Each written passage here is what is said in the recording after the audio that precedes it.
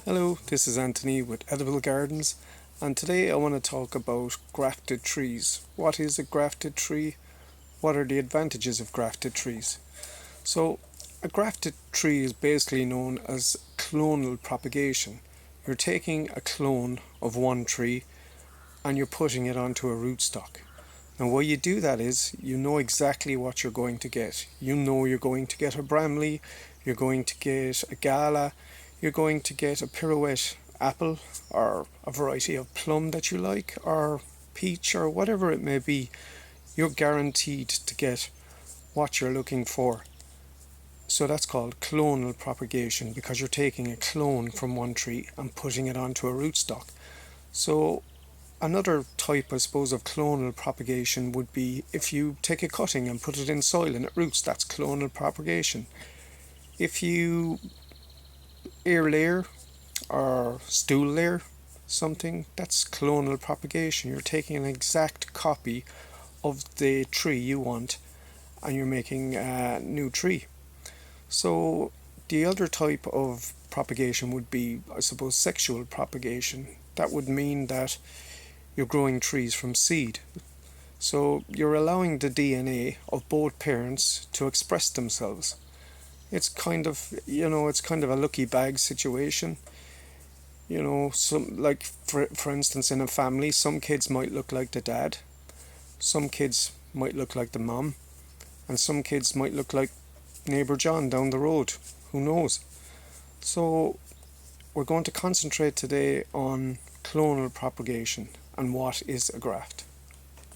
So here we have a sweet chestnut tree. It was grafted only a few months ago, and it's a good example to show you what I mean by grafting. This is the scion. This was taken from a sweet chestnut tree called Bausch de Betzac.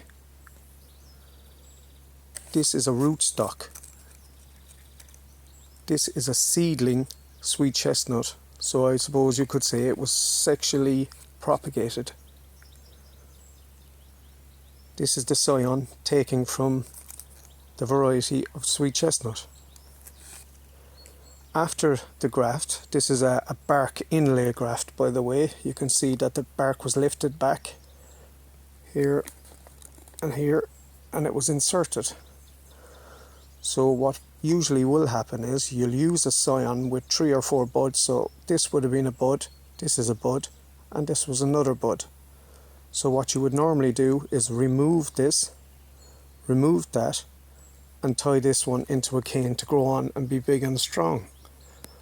But for me, I want to keep this as propagation material so I can do some more clonal propagation. So that's a grafted tree.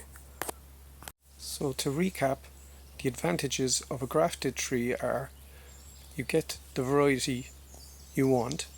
There is no lucky draw or crapshoot. You're getting the variety you want, and also you're going to have fruit a lot quicker because the scion you used, the rootstock you used, are older than a seedling tree. So a seedling tree could take anywhere from 7-8 years plus. A grafted tree anywhere from 5 years, 4 years plus.